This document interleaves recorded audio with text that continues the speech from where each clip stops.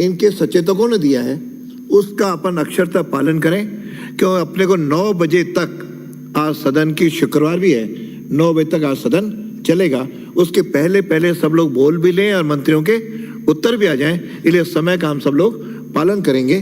तो पहला श्री संदीप शर्मा।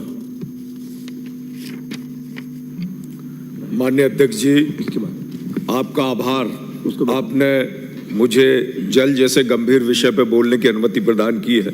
कल भी माननीय अध्यक्ष जी जल पर चर्चा थी और जिस तरह प्रतिपक्ष के साथी उस पर आरोप और प्रत्यारोप लगा रहे थे, 5 साल उन्होंने सरकार में रहकर काम किया।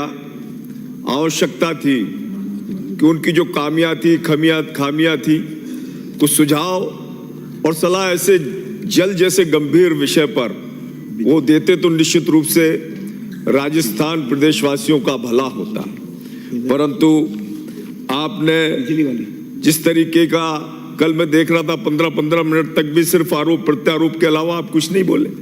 जनता बड़ी अपेक्षा भरी निगाहों से हमारी ओर देखती है और वो चाहती है कुछ ना कुछ अच्छा इस सदन से हम करके जाएं, जिससे कोई अच्छी क्रियान्विति कामों की हो सके। आज राजस्थान में हम देखें तो एक बहुत बड़ा भूभाग, जो पूरे देश का सबसे बड़ा भूभाग राजस्थान है और लगभग 110 देशों के क्षेत्रफल से भी अधिक हमारा राजस्थान का ये भूभाग पानी की कमी से जूझ रहा है। और यही कारण है माननीय अध्यक्ष महोदय कि हमारे मारवाड़ और शेखावटी के लोग तो पलायन करके अन्य प्रदेशों में जाकर अपना जीवन यापन कर रहे हैं, परंतु हम जल की उस कमी से आज भी नहीं उबर पा रहे। कल भूजल संरक्षण पर विधेयक था, बहुत इंपॉर्टेंट विषय था, क्योंकि जिस तरीके से भूजल लगातार दोहन हो रहा है और साथ ही साथ भूजल के संरक्षण के लिए हम कोई प्रयास नहीं कर पा रहे। जो हार्वेस्टिंग सिस्टम ने लागू किए थे वो नगर निकाय पूरी तरीके से फेल हो गए। वो नगर निकाय भी उसमें सक्षम नहीं हो पाए कि जो जल बरसात का आता है उसको पुनः कैसे भूगर्भ में भेजा जाए, क्योंकि ये भी बहुत आवश्यक विषय है कि हम जो अभियान है, योजना है, उसके साथ साथ हमारे राजस्थान के भूजल की जो स्थिति है, लगातार जो हमारे ब्लॉक्स हैं वो डार्क जोन बनते जा रहे हैं। तो आज हमें आवश्यकता है, क्योंकि राजस्थान हमारा वो जहाँ उत्तर पश्चिम राजस्थान में मरु प्रदेश, जिसे हम थार का रेगिस्तान कहें, पूर्व में हम देखें तो हाड़ौती एकमात्र ऐसी जगह है जहाँ पानी की थोड़ी उपलब्धता है, परंतु जयपुर अजमेर जोधपुर और जैसलमेर में तो ये स्थिति है माननीय अध्यक्ष महोदय के भूजल वैज्ञानिकों के अनुसार 2025 तक जो स्थिति केप टाउन और बेंगलोर की हुई है, जहाँ भूजल स्तर बिल्कुल खत्म हो गया और पेयजल के लिए हम या तो भूजल पर या बांधों का जल या पानी, नदी का पानी या बरसात के जल को फिल्टर कर हम उसे प्राप्त कर सकते। और जिस तरीके से पानी की हमारे यहाँ कमी से हम जूझ रहे हैं, हमारे माननीय प्रधानमंत्री नरेंद्र मोदी जी ने इस और इन कमियों को देखते हुए ऐसे भौगोलिक जो प्रदेश हैं उनमें जल जीवन मिशन की योजना वो लेकर आए और हमारे राजस्थान में भी पिछले 2018 से 2023 तक या 2025 तक 23 तक ये योजना चली। लेकिन अफसोस कि जो काम हमें घर घर पेयजल पहुंचाने के लिए इस जल जीवन मिशन की योजना के लिए करना चाहिए था, और ये जो इतिहास लिखने वाली एक योजना थी, इसको आपने धूल में मिला दिया। देश में 14,133 आवासीय क्षेत्रों में फ्लोराइड युक्त भूजल की अधिकता है और इनमें से आधे से भी अधिक 7670 आवासीय क्षेत्र ऐसे हैं जो मात्र राजस्थान के अंदर है माननीय अध्यक्ष महोदय, जिसमें 40 लाख से भी अधिक लोग फ्लोराइड युक्त पानी पीने के लिए मजबूर हैं। और फ्लोराइड किस तरीके से हमारी हड्डियों को गला रहा है, हमारे जोड़ों को खराब कर रहा है, लेकिन फिर भी हम गंभीर नहीं। इधर राजस्थान की इस कमी के कारण, इस कमी को देखते हुए भी आपका दिल नहीं पसीजा। और जल जीवन मिशन में हालांकि लेकिन ये वास्तविकता है कि किस तरीके का भ्रष्टाचार उस जल जीवन मिशन में हुआ। जो एक तरफ तो आपके नेताजी वहां मोहब्बत की दुकान चलाते रहे, दूसरी तरफ आप यहाँ भ्रष्टाचार की दुकान खोल ली, और ऐसी भ्रष्टाचार की दुकान आप सुन नहीं पाओगे माननीय सदस्य, क्योंकि अरे बोलिए अब। अरे आपका भी जितने टेंडर हुए सब फर्जी टेंडर दस्तावेजों के आधार पर मिले। जलदाय विभाग के माननीय अध्यक्ष महोदय, मुख्य अभियंता के यहाँ फर्जी अनुभव प्रमाण पत्र बनाकर 2 फर्मों को 900 करोड़ का ठेका दे दिया। मंत्री के करीबी संजय बड़ाया जी, जो जेजेएम के ठेकेदार हैं, 5 करोड़ की रिश्वत लेते हुए पकड़ा। 5 करोड़ की रिश्वत ठेकेदार ने किसके लिए दी ये तो भगवान जाने। 5 करोड़ की रिश्वत लेते पकड़ा। आपने छुपाने की कोशिश की, लेकिन ईडी ने आके आपके सारे काले कारनामों को खोल दिया। प्रशासनिक अधिकारियों के घर पैसे मिल रहे हैं, सोने की ईंटें मिल रही हैं, अफसरों दलालों के घर पैसे मिल रहे हैं, मंत्री जी के घर पैसे मिल रहे हैं, सरकारी दफ्तर में कैश और सोना मिल रहा है, सरकारी फाइलें ठेकेदार के यहाँ मिल रही हैं, और कबाड़ से पाइपलाइन लाकर जेजेएम की योजना में बिछा दिया। अरे वो भी कोई बात नहीं, उसमें भी तसल्ली कर रो, पर वहां से चोरी करके माननीय अध्यक्ष महोदय चोरी करके ले आए और जाके यहाँ पर जो है जेजेएम के उसमें मिशन में जो है वो चोरी करके पाइपलाइन बिछा दी। तो इतना भयंकर भ्रष्टाचार। बात कही थी, बिजली पानी पे गंभीर विषय है। आज भी मात्र 2 ही मंत्री हैं और पूरा आपका जो वो है ना, ये तो कोरम अभाव में अभी 2 ही मिनट में हो जाएगा। आप थोड़ा इस चीज को आप संसदीय मंत्री महोदय, आप मेरी बात को गंभीरता से लें, आप नाराज मत हो।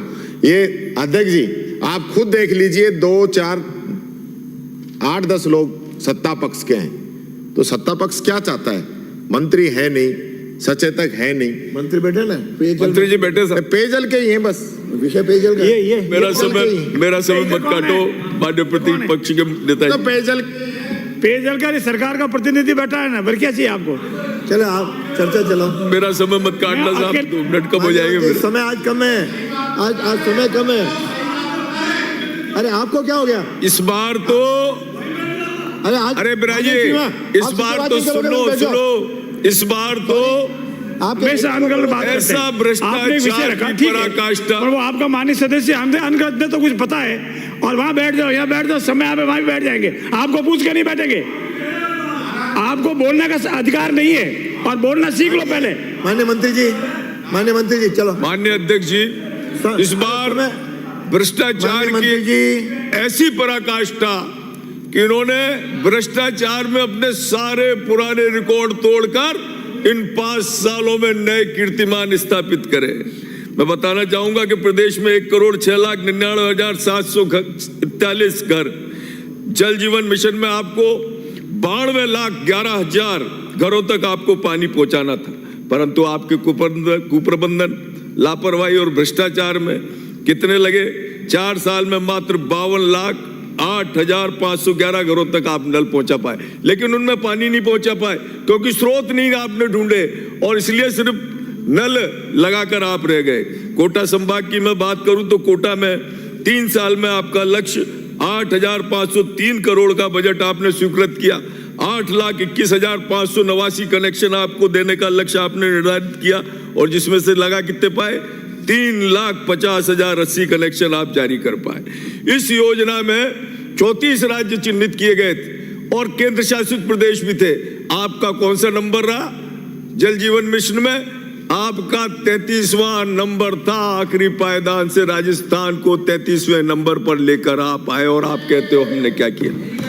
अफसोस की बात है, ऐसा राजस्थान में तो हमें बहुत आवश्यकता थी जल की, इतनी भारी कमी है, भूजल स्तर गिरता जा रहा है लगातार। हम जो है ब्लैक उसमें डार्क जोन में हमारे ब्लॉक आते जा रहे हैं, फिर भी कोई असर नहीं, कोई संवेदनशीलता नहीं। महिला है 5-5 किलोमीटर से सिर पर पानी के उठाकर मटके भर भर के ला रही हैं, पर कोई संवेदनशीलता नहीं।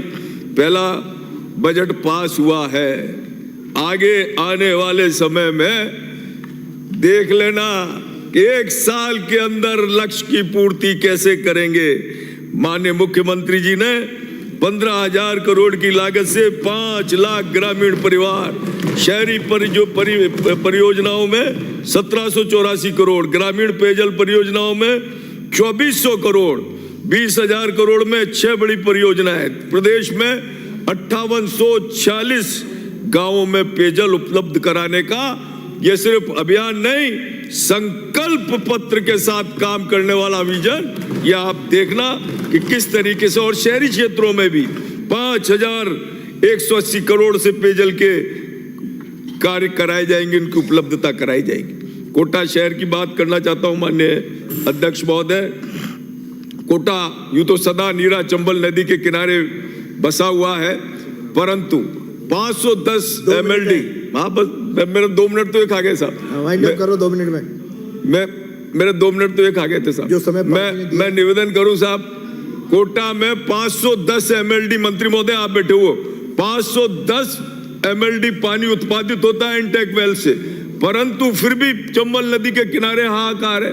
हम अधिकांश कॉलोनियों में जो है चंबल का पानी नहीं दे पा रहे, मल्टी स्टोरी में पानी नहीं दे पा रहे, वहां फ्लोराइड युक्त पानी पी रहे हैं। हालात ये है कि ले दे के जब भी देखते हैं, पिछले साल भी जितना भी सारा काम हुआ वो पुनः जितनी भी DPR अमृत योजना की बनी उसमें ले दे के फिर वो इनटेक वेल, जबकि आवश्यकता थी कि हम डिस्ट्रीब्यूटरी पे भी काम करते। मैंने कई बार इस विधानसभा में प्रश्न लगाया और बार बार आपके विभाग ने उत्तर दिया है कि 40 से 50% पानी छीजत में बह जाता है। उस छीजत वाले पानी को क्यों नहीं रोका जाता?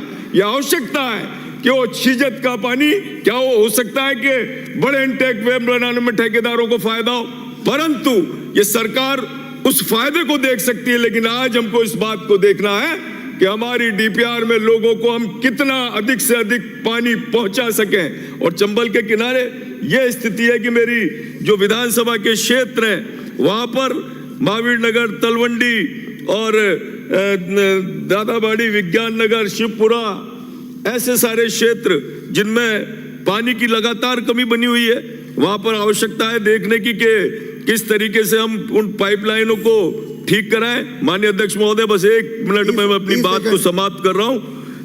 जिस तरीके से कुछ उच्च जलाशय बनाने की आवश्यकता थी, कुछ स्थानों पर सुभाष नगर, दीनदयाल नगर, बालाकोट, उससे 1 मिनट भी ज्यादा नहीं दूंगा, और महावीर नगर में ये जो नई DPR वहां बने, और उस नई DPR में इन सारी चीजों को देखते हुए पानी की उपलब्धता की सुनिश्चितता को तय किया जाए, जिससे कोटा जैसी जगह जहां पर लोग फ्लोराइड का पानी नहीं पिए, सदा नीरा चंबल नदी है जो 1/3 राजस्थान को पानी पिला सकती है, वहां कोटा के लोग उस चंबल नदी के किनारे प्यासे नहीं रहे। बहुत बहुत आभार, बहुत बहुत धन्यवाद माननीय अध्यक्ष।